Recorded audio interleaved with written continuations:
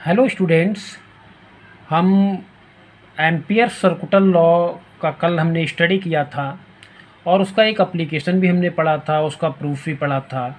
Now today we will study the second application of Ampere circuital law. ठीक है। And second application of Ampere circuital law और solenoid. Solenoid इसका second application है। Solenoid में हम इसका मैग्नेटिक फील्ड कैलकुलेट करेंगे यहाँ पर सेकंड एप्लीकेशन में। ठीक है। जनरली सोलेनॉइड क्या होता है, एक कॉम्प्लेक्स सर्किट होता है और कॉम्प्लेक्स सर्किट का मैग्नेटिक फील्ड हम बायोट सेवर्ट लॉ से नहीं निकाल सकते हैं, नहीं कैलकुलेट कर सकते, इसलिए हम किसका यूज़ करेंगे, एम्पियर सर्कुटल लॉ का यूज़ करेंगे यहाँ पर। ठीक है। तो this is the second application. Second application तो आप इसका स्टडी करते हैं, बहुत ही इंपॉर्टेंट क्वेश्चन है। देखिए बायोट सेवर्ट लॉ से या एम्पियर सर्कुटल लॉ, इनमें से एक 5 मार्क्स का आता है। ठीक है। तो उसके साथ एक न्यूमेरिकल भी आपको मिलेगा जुड़ा, ऐड किया हुआ। एक आपको एप्लीकेशन भी होगा और आपको एक लॉ को हो सकता है लॉ को स्टेट या प्रूव करने के लिए भी आए। तो जैसा कि देखिए यहाँ पर सोलेनॉइड होती क्या, सबसे पहले ये समझते हैं। An insulated copper wire bound closely in the form of a helix or spring is called solenoid. अगर देखिए कोई जो वायर होती है हमारी इंसुलेटर कॉपर वायर, जानते हैं इंसुलेटर कॉपर वायर क्या होती है। जैसे मान लीजिए कभी आप इलेक्ट्रिक मोटर को, कोई इलेक्ट्रिक मोटर अगर आपके घर में डैमेज हो जाए तो आप उसको खोल के देखिए कि पतली पतली वायर से बाइंडिंग की हुई होती है इलेक्ट्रिक मोटर की। जो पतली वायर से बाइंडिंग इलेक्ट्रिक मोटर की जाती है उसके ऊपर एक पतली सी पॉलीथीन लगी होती है जिसे हम इंसुलेटेड कॉपर वायर कहते हैं, जो आसानी से क्या हो, आसानी से इस तरह से टर्न बनाए जा सकें, इससे ज़्यादा हार्ड ना हो। भाई हार्ड वायर होगी तो टर्न बनाना मुश्किल पड़ेगा, तो इसलिए पतली वायर लेके उसके बहुत सारे टर्न हम कैसे बना देते हैं, स्प्रिंग की शेप में बना देते हैं। तो दिस इज़ द, उसे हम क्या कहते हैं, सोलेनॉइड।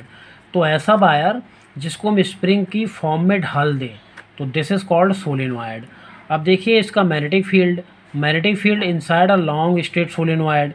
तो सोलेनॉइड देखने में ऊपर से कुछ इस तरह से होती है, बाहर से देखने पर, बाहर से देखने पर कुछ इस तरह से होती है। तो मैग्नेटिक फील्ड हमें सोलेनॉइड के अंदर का कैलकुलेट करना, तो आप इतना याद रखें, सोलेनॉइड के अंदर जो मैग्नेटिक फील्ड होता है वो होता है हमारा स्ट्रॉन्ग, यूनिफॉर्म और स्ट्रॉन्ग होता है।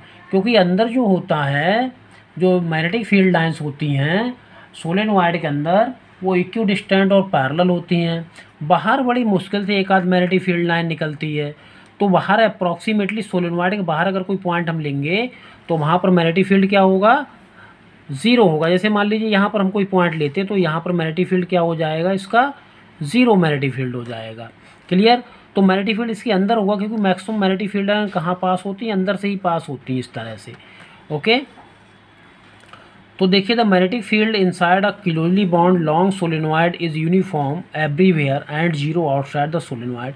हर जगह क्या रहता है, यूनिफॉर्म होता है उसके अंदर एवरीवेयर। और देखिए क्रॉस सेक्शनल एरिया कुछ इस तरह का होता है सोलेनॉइड का, बाहर से इस तरह से आपको देखने में दिखाई देगा, लेकिन इनसाइड से अगर आप देखेंगे इसका सेक्शनल एरिया वो इस तरह से होगा। तो देखिए इसका मतलब मैंने साफ साफ यहाँ पर लिख रखा है, इस क्रॉस का मतलब है current enters the plane of paper. मतलब करंट क्या कर रहा है, सोलेनॉइड में एंटर कर रहा है। इस क्रॉस का मतलब मीन्स करंट सोलेनॉइड में क्या कर रहा है, current is entering in the solenoid. और डॉट मीन्स करंट सोलेनॉइड से बाहर निकल रहा है, मतलब इस एंड से हम करंट एंटर कर रहे हैं, इस एंड से करंट बाहर निकल जाता है। तो आप जानते हैं अच्छी तरीके से कि अगर किसी सर्किट में कोई करंट फ्लो होता है या अगर किसी कंडक्टर में कोई करंट फ्लो होता है तो अपने चारों तरफ मैग्नेटिक फील्ड सेटअप कर देता है, अंदर और बाहर दोनों तरफ। ठीक है, चारों तरफ भी, अपने अराउंड भी और अंदर भी। अराउंड मैग्नेटिक फील्ड कम होता है, अंदर ज़्यादा होता है उसके इनसाइड।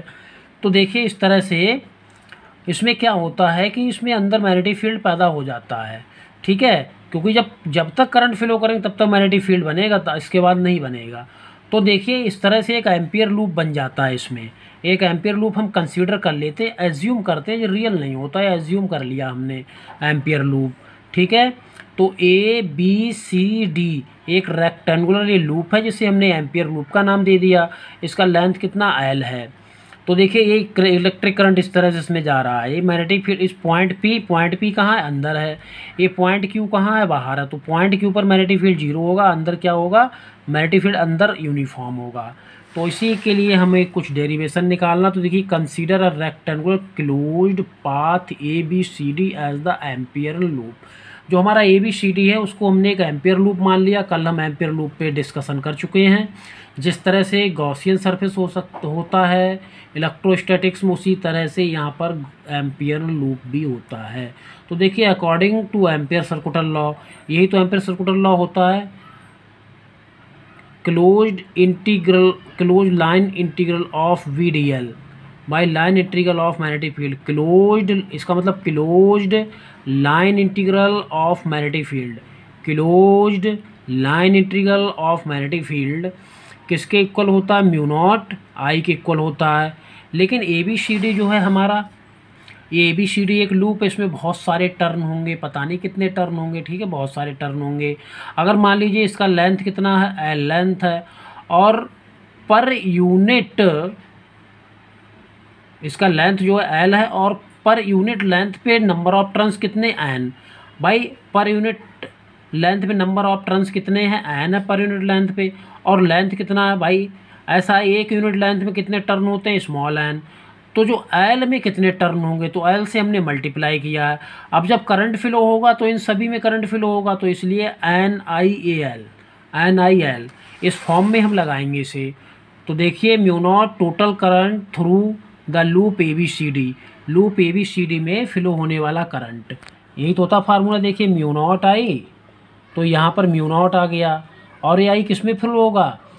जो लूप है हमारा ए बी सी डी, उसके हर टर्न में फ्लो होगा। मान लीजिए पर यूनिट लेंथ पे कितने टर्न है? Small N. तो एल लेंथ पे कितने टर्न होंगे? तो एन से मल्टीप्लाई होगा, नहीं होगा। जैसे मान लीजिए आपसे किसी ने कहा कि कोई सोलेनॉइड 10 सेंटीमीटर लंबा है और 1 सेंटीमीटर पे एक टर्न होता, तो 10 पे कितने टर्न होंगे? तो 10 टर्न होंगे या नहीं होंगे? क्यों होंगे? क्योंकि 10 से हम मल्टीप्लाई करेंगे तभी तो हमारे 10 टर्न आए। इसलिए लेंथ कितना है हमारा? एल है। लेंथ देखिए यहाँ पर एल है, और पर यूनिट लेंथ में कितने टर्न? एन। तो इस एल लेंथ में कितने टर्न होंगे? मल्टीप्लाई करेंगे एन एल। और जो करंट फ्लो करेंगे वो हर टर्न से करंट पास होगा, तो इसलिए आई का भी मल्टीप्लाई कर दिया। तो इस तरह से देखिए हमारा ये आ गया। अब हम इसको लेकर चलते हैं B D L. B D L देखिए किस पर डिपेंड करेगा? तो जहाँ से हम स्टार्ट करते हैं वो इनिशियल लिमिट होता है। तो इसके लिए देखिए मैग्नेटिक फील्ड क्या हो जाएगा हमारा इस वाले के लिए? तो इसका हम क्या लेंगे? साइन ऑफ इंटीग्रेशन, और लोअर लिमिट क्या होगा? ए, और upper limit B. Lower limit हम किस तरह पहचानते हैं? स्टार्ट कहाँ से कर रहे हैं? ए से। ए से स्टार्ट करते हैं, बी पर जाते हैं, तो बी पर ए से बी, तो बी क्या है? अपर लिमिट है। तो upper limit, lower limit A और अपर लिमिट बी, तो वही हमने लिखा है, lower limit A upper limit B, B dot D L plus. Next देखिए, लोअर लिमिट ए हो जाएगी, अपर लिमिट होगी ए होगी। Next lower limit upper limit B dot D L. Next अब किसके लिए? इसके लिए सी डी के लिए। भाई सी डी लेंथ के लिए, सी डी के लिए क्या कंडीशन होगी?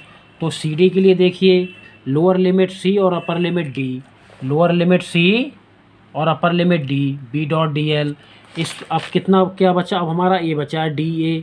डी ए में अपर लिमिट ए और लोअर लिमिट डी, तो वही हमने लिख लिया है, अपर लिमिट ए और lower limit D, B dot D L.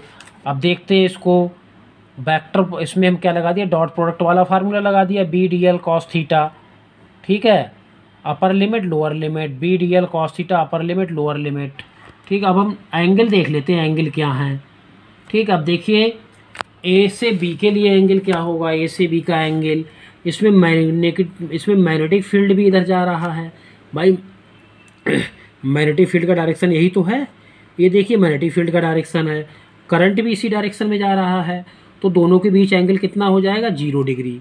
तो फर्स्ट के लिए एंगल हमने क्या लिया है? ये देखिए थीटा 0 डिग्री। अच्छा, इसके लिए कितना होगा? मैग्नेटिक करंट हमारा इधर जा रहा है, और जो लेंथ तो लिया है हमने, एलिमेंट लिया, वो इस डायरेक्शन लिया, एंगल क्या हो गया? 90 डिग्री। तो नेक्स्ट के लिए एंगल हमारा क्या हो गया? 90 डिग्री। अच्छा, पॉइंट बी पे मैग्नेटिक फील्ड 0 होगा। पॉइंट बी पर मैग्नेटिक फील्ड 0 क्यों होगा? क्योंकि ये आउटसाइड है, जो कि मैं लिख चुका हूँ यहाँ पर, at point Q V is 0। Point at point Q पर बी क्या होगा? 0 होगा, बिकॉज इट इज़ आउटसाइड। इतना अपने पास से आप मिला के लिख भी सकते हैं। अब देखिए बी डॉट डी एल, इसके लिए देखिए करंट एलिमेंट हमारा ये हो गया भाई, लेंथ का जो एलिमेंट वो हमारा कहाँ आ रहा है, नीचे की तरफ। मैग्नेटिक फील्ड या करंट किधर जा रहा है, इस तरफ। करंट या मैग्नेटिक फील्ड का डायरेक्शन ए, और ये क्या आ रहा है हमारा, लेंथ एल आ रहा है। तो ये एंगल 90 डिग्री। तो जहाँ जहाँ 90 होगा वहाँ वहाँ जीरो हो जाएगा, और क्यू पे तो डायरेक्ट जीरो हो जाएगा। तो ए भी जीरो, ये भी जीरो और ये भी जीरो। ठीक है, ये जीरो हो गया। बचा क्या हमारे पास ये, तो थीटा का वैल्यू यहाँ पर हमने क्या रख लिया, जीरो। तो थीटा का वैल्यू हमने यहाँ पर जीरो रखा, तो कॉस जीरो का वैल्यू क्या होता है, 1। तो हमारा बी को हम बाहर निकाल लेंगे, क्योंकि बी हर जगह कांस्टेंट होगा। ऑलरेडी बता चुके हैं कि बी जो है सोलेनोइड के अंदर क्या होगा, कांस्टेंट होगा। अब देखिए बी से ए तक का लेंथ क्या होगा लूप का लेंथ क्या है, बी से ए लेंथ कितना है लूप का, एल लेंथ है। तो हम इसके इंटीग्रेशन को upper limit B lower limit A D L को क्या लिख सकते हैं, एल। तो वी ए डी एल, इसको हमने क्या लिख लिया, एल लिख लिया। तो B into L close line integral of magnetic field B into L. अब देखिए इसका वैल्यू हमारा बी इंटू एल आ गया, तो हम ये वैल्यू कहाँ पुट कर देंगे, इक्वेशन फर्स्ट में।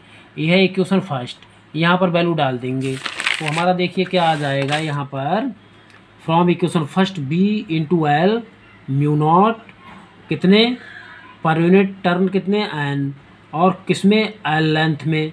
करंट फ्लो होगा हर टर्म में, तो mu naught N I L. L से एल को देखिए ये डिवाइड हो गया, एल से एल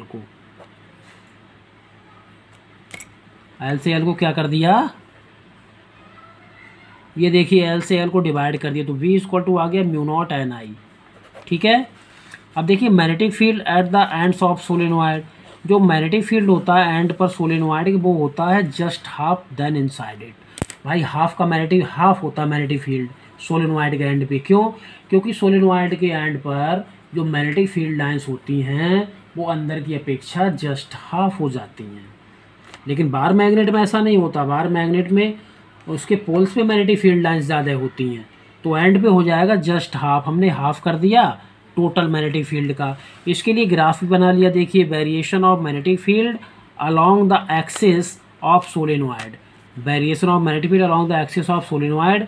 तो ये देखिए कहाँ पर है मैग्नेटिक फील्ड, ये जो मैग्नेटिक फील्ड है ये हमारा एंड पे है। एक एंड ए हो गया सोलेनोइड, दूसरा एंड ए हो गया।